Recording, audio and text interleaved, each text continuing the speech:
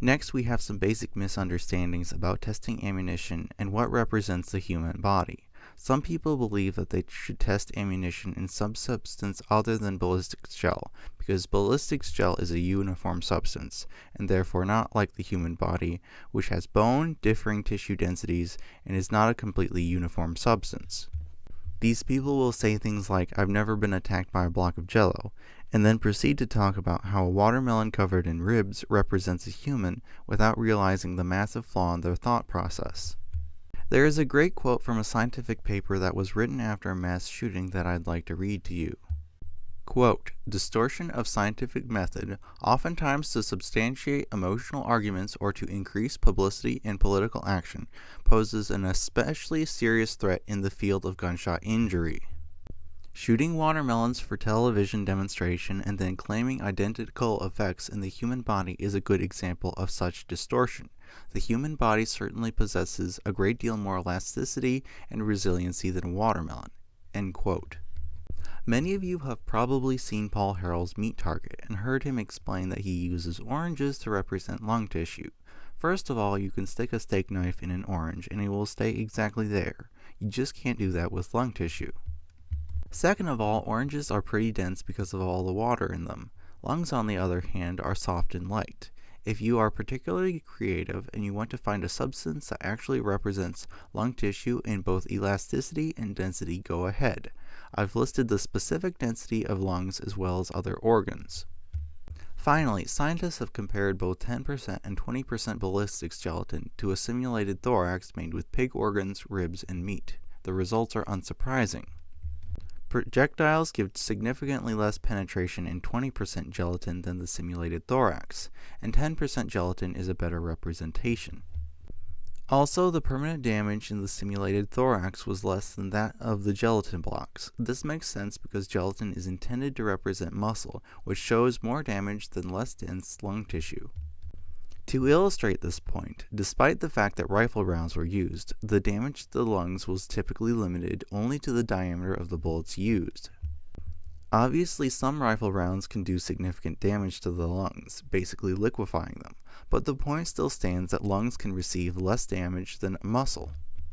This next myth has less to do with guns than it does with violence, the idea being that watching violent media, like movies and video games, somehow makes people more violent. This is for some reason a very persistent myth. Dave Grossman, for example, has said that the second largest threat, presumably to America, is the violent decay of civilization due to violence enabling in electronic media. He also says that by taking violent media out of a child's life, this will reduce obesity, raise test scores, and cut school bullying in half. I don't know how to put this more politely, but Dave Grossman has no useful insights. The idea that violent imagery makes people more violent is a great fuel for moral panic among people who don't use critical thinking. I assume you remember the massive violent crime wave that followed the 2008 release of the extremely popular video game Grand Theft Auto 4. The reason you don't remember such an event is because it never happened. The only violence actually caused by video games is directed against keyboards, controllers, and screens by people who can't win a frustrating game. Jeff Cooper actually pointed out that there was a strange increase in the amount of people irrationally railing against the depiction or discussion of violence. Frankly, people don't always think rationally and they don't always do research. This is why people will believe headlines that say there are connections between video games and violence, even if no study can actually find that playing video games directly causes actual violence.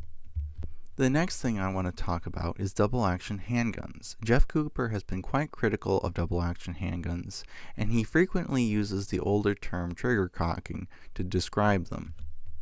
He asked the question, if double-action is good in a revolver, why isn't it good in a semi-auto pistol? His conclusion is that double-action triggers are a disadvantage for both revolvers and pistols.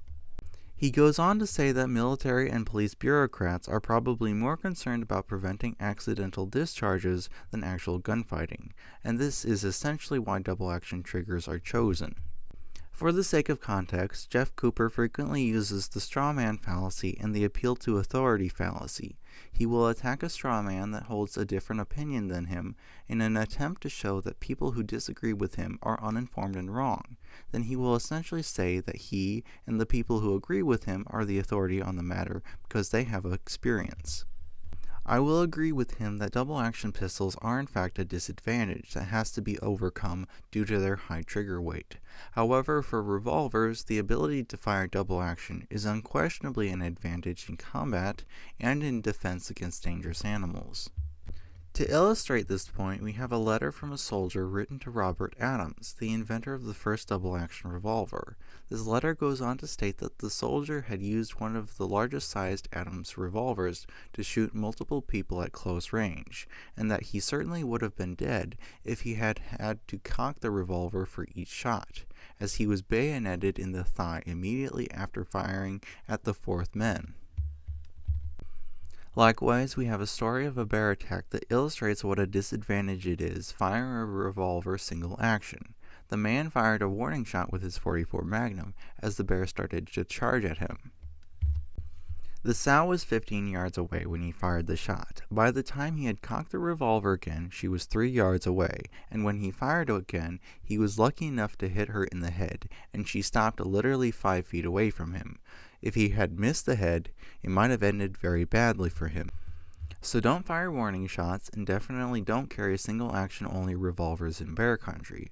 Despite what Jeff Cooper says, having a single action only revolver instead of a double action can be quite a significant disadvantage in a real life or death situation. In less auto-loading revolvers, yes, you heard that right, like the Webley Fosbury or Mateba see a major resurgence, the majority of revolvers in use will keep using double-action triggers. This isn't a huge problem because you can learn to shoot a double-action trigger well, but it is what I would call inconvenient.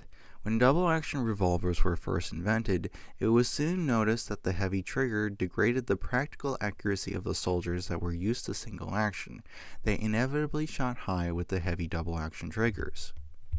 This sort of problem is why people like Bill Jordan said that people should learn the shooting fundamentals with a single action before they move on to the more difficult double action.